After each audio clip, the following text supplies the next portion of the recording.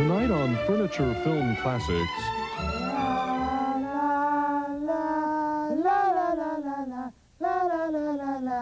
Ce soir, une histoire d'amour, une chaise et une table. Quel finish avez-vous? Poli? Varnish? Je suis shellac. Et vous? Cool spring ou zigzag?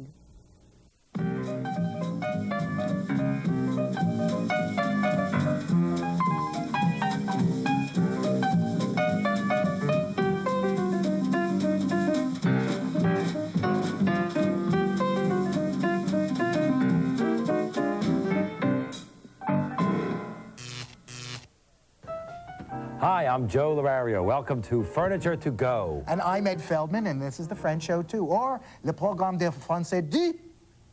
Now, we are going to lacquer our tabletop, or clear coat it, if you want to use shop lingo. Remember, Lingo is French. Lingo is French, Yeah. I know. Remember, last time we stripped, and we sanded, and we stained, and then we filled using a paste filler. Remember, the look has to be as smooth as glass, and the only way you get that is by applying a top coat after a top coat after a top coat to a filled surface like this. And with the chair, the legs are all taken care of. How'd my brother-in-law do it? And we padded the seat in the back, and now it's time for Le Fabrique Actuelle. So why don't you go over there? Oh, this is the muslin. Yes, we This is the Pollock fabric. sent it out to Jackson Pollock Okay, fabric. get out of here. Oh, I'm leaving. Get away, get away. Go, I don't want to be there anymore. Go ahead, go over there. All right. Go ahead, yeah. I'll put the back down here, and we've cut out the patterns for the back and the seat. Now, this is mohair. How did we cut out the patterns? We took off the old fabric, which is now in a horrible pile over there, and we just traced around it, except for the seat, because if you'll remember, and gosh knows who does not remember the last time you watched this travesty, there was no seat. So we just cut a very generous amount of fabric, and this is mohair. Why? I don't want to work in mohair.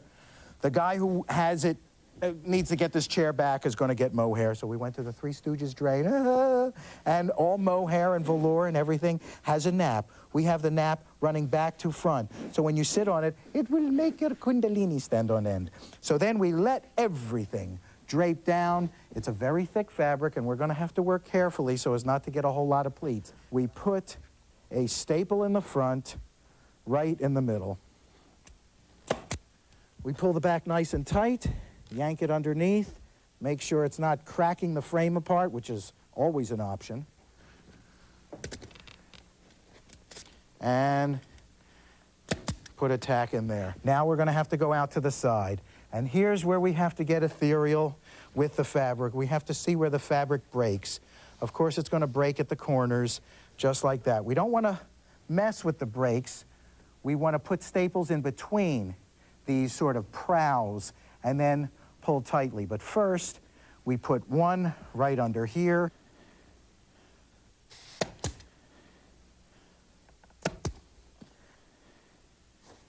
And now I work in between the staple I have here and the staple I have here. First, right in the middle, yanking like a son of a gun, let me tell you. Splitting the difference in between the two staples so as to get as much pleating out of it as possible. Now, if you're going to get a pleat, you want it in the back, in the corner where, and I'm going to pull the back into this, you want the pleat hidden by this rail. If you're going to get a pleat anywhere, you want it hidden by the rail.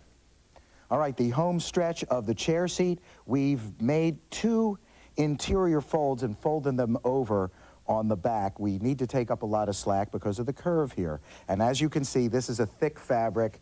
So even though you're going to make your folds real tight, you're going to have some visible thickness here. So I've trimmed all this side up so I can tack that in like so. And I've made a nice, generous inside cut here so as to not get a lot of bunching up underneath here when I make this one fold. So I'm going to bring this around first underneath to anchor it. I'm going to shoot in there. Oh, I love the pneumatic. You know, Norm has 9 of them. Well, he's got electric pants. You know, he's got everything. And then I just make this one fold, a nice crisp pleat right there. And then I've got to go down on this, underneath there. Pull that tight as you can. Put one there. Put one next to it. We can trim up this later. And now I'm just going to continue underneath here, making it nice and tight. Now we're doing the inside back. I've just put a staple in the top. You always anchor the top and the bottom first. And then we turn it over. And oh, look at all the pleats. Oh, are they going to come out? You bet. As soon as we pull this tight at both sides, and that's what we do next. We pull this side tight, check it, and then pull the other side tight. Oh, as tight as you can. We'll trim off all this excess later. The good thing about this fabric is it is quite sturdy. And then we'll pull the top, and then we'll start stapling down the sides, just like this. All right, I've stapled across the top, down the sides, across the bottom. I'll trim this off later. You don't want to watch that. You have lives. I know it. And I've trimmed up here, so when I make this fold here, you won't get a lot of bagging, and the back won't punch out like some of us do. So I'll continue across the top and stopping just a few inches from the edge, and then one up here, and make the lovely, not very intricate fold just like that. Isn't that fabulous? Aren't you glad you watched this? Don't you wish everybody did? And now I'll trim all this up. Back looks darn nice. I've made the cuts in the bottom, so they will be hidden and you won't see any fabric. Oh, let's see what Joe is doing. Hi, the tabletop is ready to go, and the filler's dried, and now we can apply the sealer, which is basically going to be a first coat of lacquer. But first I want to just wipe the top with a little bit of naphtha on a paper towel, just to get off any kind of residue. And the table's nice and smooth, too. And now we'll plug in the gun with the hose, and we're ready to go on that. We got the lacquer in there, straight from the can. I'm going to put on my mask. Ready to go? I'm going to do the edge first.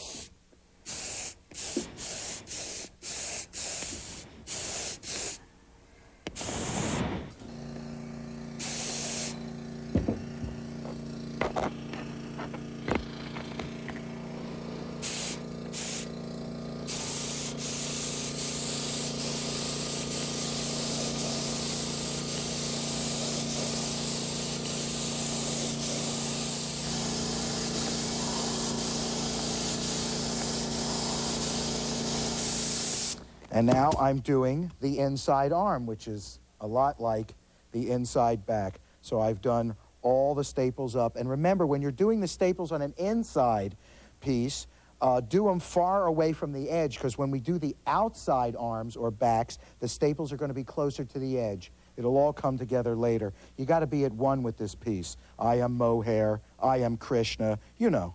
So then we make this one fold here, and we pull it down, and we anchor it there, and then I'll drop this down and pull that there. Now I'll turn this around and I'll make the fold on the top. I've trimmed off here so it won't bunch up. I'll drop it down one more time, put one staple there, and then I'll fold this over. I'll crimp it in so only this much will be seen by your party guests.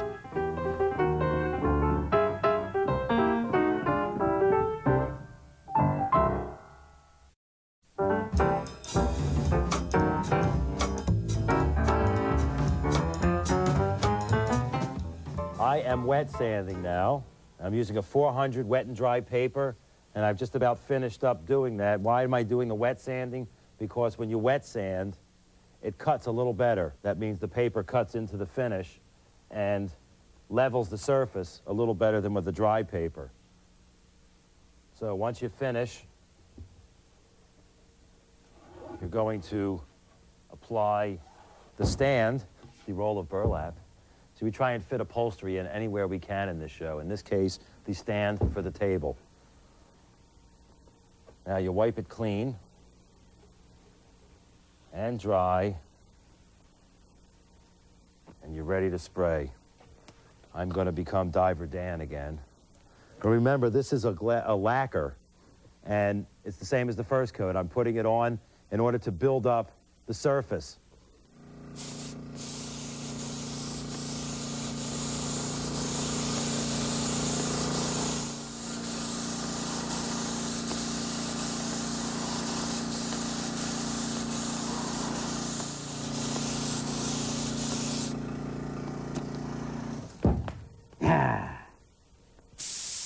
Now we're ready to do the outside arms and then the outside back.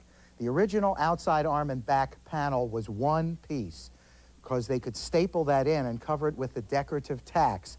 But the client doesn't want that, so we're going to have to do it my way, the modern way, with the cardboard tack strip up here and the metal tack strips down the side. You've seen me do this before. Oh, my fans always ask me never to do it again. So I've stapled in the cardboard tack strip over the top, and now I drop it down. I've got the edge I like. I'm pulling the center and just putting one anchor staple underneath. Now I have about an inch or so of excess here, and I take the metal tack strip and I line it up on the bias, because that's the way this arm is, and I start to spike it through, pulling gently yet firmly, inwardly, downwardly, pulsating, striving, ending and unending. Oh boy, I should write romance novels. And now we turn it around, we tuck this part underneath, get a little angle deal there going, and now we get our mallet. You can use a rubber. I got my hickory today, and we start to bang in. Bang in gently at first, and then a big son of a gun. And now everybody's favorite penultimate fabric panel, the outside back. We've put the cardboard tack strip along the top, and we're defining our edge. Like, define your edge, man. Remember, the staples as close to the top of the tack strip as you can get, and now we get the metal tack strip. We drop this down first. And it's going to bunch up first, but you got to yank it and you got to show it who's boss. I said, I'm boss. Okay. And I'll put one right in the middle there.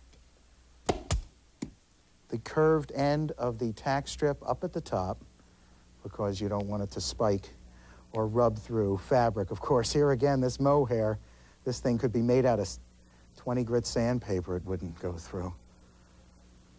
And I'm spiking through. Now up at the top, I might have to put a blind stitch there later, but no matter. That's why I taught you blind stitching years ago. And you were here for that, weren't you? Weren't you? I can't hear you! All right, now we wind this. We tuck that down. We pull it tight. We get Mr. Big Guy. And we start to bang.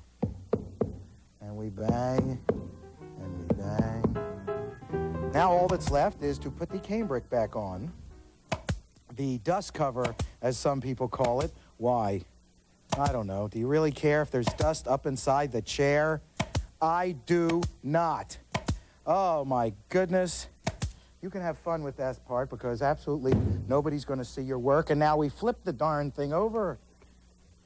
And there you have it. The lovely, small and white, clean and bright, just like Edelweiss.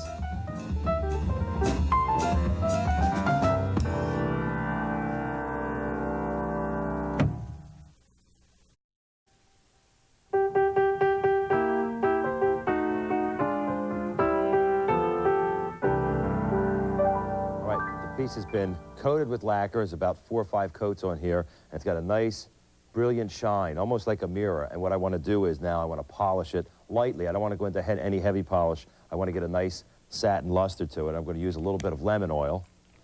And all we do is sprinkle some lemon oil on here. This is good because you get to get your hand all in it. Oh. This is kind of like the lubrication. It's like doing the rub down. My, but your back feels tense. I would take a little bit of 4-0 steel wool, and I'm going to go with the grain all the way around, not the perimeter now, the circumference. Usually with a square surface, I always say do the perimeter first, but and then fill in. Oh, I am just finishing polishing with just a light polish with a rag. And I'll get rid of the rag. And I want to tell you that project is finished. And now I want to introduce you to a man who does French polishing. He's a good friend of mine. So I'm going to go over this way and you follow me. Hey, Rowan, how you doing? Hey, Joe, how's it going? This is our special guest, Rowan Hunt, and he does French polishing, which there's not a lot of people that do that anymore. Indeed, and it's true. It takes a long time to learn. How long have you been doing French polishing? Well, it all began by accident. I spilled cognac on a good friend's dining room table back in New Zealand some years ago, and I had to learn fast. Well, it's an amazing process whereby through rubbing, you're filling the pores, and we're going to show you quickly as we can. So, okay, let's hit it anyway. You got a filler here. Yeah. That's made of a water-based putty, and it's got some dry pigments in it. And the dry pigments are, of course, and the putty are wet by water, and he's rubbing in circles. And what this is doing, he's pushing it into the pores of the mahogany. You can use pretty much any color you want. You could even do a specialty fill with, you know, you could use green or ultramarine blue. You could use red.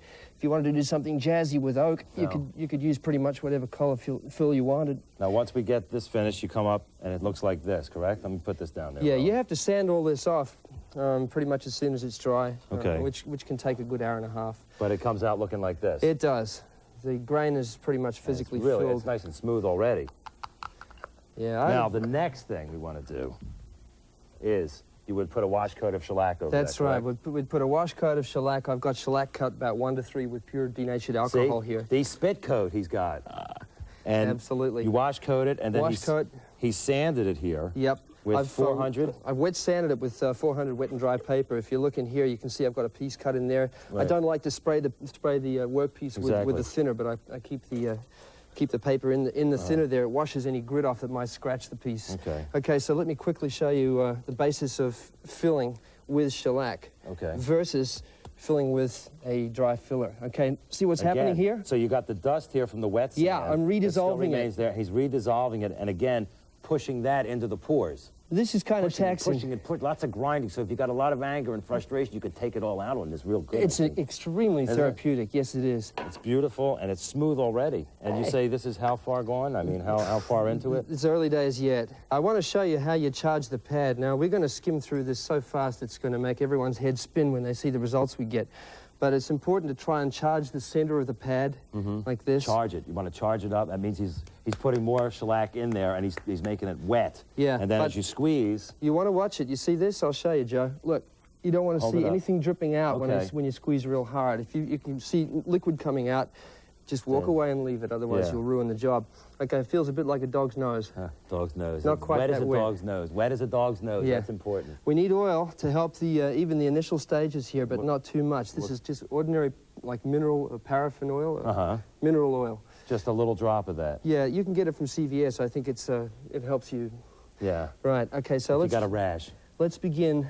Okay. Now, what are the movements with the polishing? Well, really, there's a lot of jazz about figures of 8 and lazy 8s and so forth, but when you're beginning to apply the shellac, you basically got to keep that pad moving. If you stall it like this, the alcohol will immediately leak out. It'll eat it up in a flash, and you'll have to work on it. And the other thing that you're going to do wrong, and I promise you, you'll do it, you can't help it, is when you make that big curve, you're gonna squeeze shellac out of the side of the pad. Sure. So you got to pretty much be steady on the whole. It takes a lot of concentration and balance, too. Well, actually, yeah, you make a pretty light pass with it like this. Got to keep it moving. We're working completely at random at first because we just want to build up some shellac on there. You've got to watch that you don't stall the pad Right. Your and entries have got to be smooth. So it's like an airplane, just taking like, off and yeah, landing. Perfect. After how many coats, I don't know, but you get something that looks unbelievably like glass. And this, how long did you work on this, Rowan? Well, really, I mean, let me this is put this in absolutely perspective. smooth. Let's put it in perspective. Think about a grand piano, 200 Yeah. hours minimum, okay? Well, what I'm about to do here is a paraphrased version of what's called spiriting off in old tech So terminology. you have how many coats on here, would you say? Let me quickly clarify, it's not actually a series of coats because there's chemically only one coat of shellac on here. Okay. But as you move across there with your charged pad, the oil lubricates the pad so that it doesn't scratch the surface of what you've already laid down. The alcohol slightly redissolves and amalgamates the new finish with what's already there from your previous passes. And what I'm doing really here, great. I'm really roaring through this because I don't want to leave the pad in one place since I've only got pure alcohol in there. What I'm doing is... it still looks beautiful. Let me Look see. out, here I just come. want to hold it up. Okay. Rowan, that's unbelievable. Really. I mean, I would like to study with this man and learn this because I never had a chance to learn it. And I thank you for being here, and I hope you can come back again. Thank you. Shake my hand, even Great with shellac on. Now, it doesn't come off. It's stuck with shellac. Wait. Oh, we'll have to go home together. C'est magnifique. C'est merveilleuse. The mohair chair. And the beautifully polished table with lacquer. So until next time. It is time to va, va, va. Bonsoir.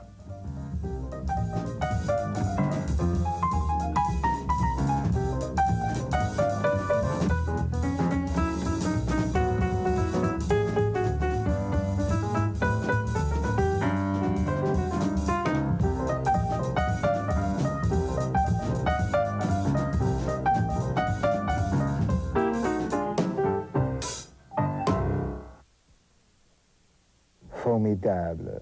Vous êtes merveilleuse. Je suis transporté. Je t'adore, tout coaster. La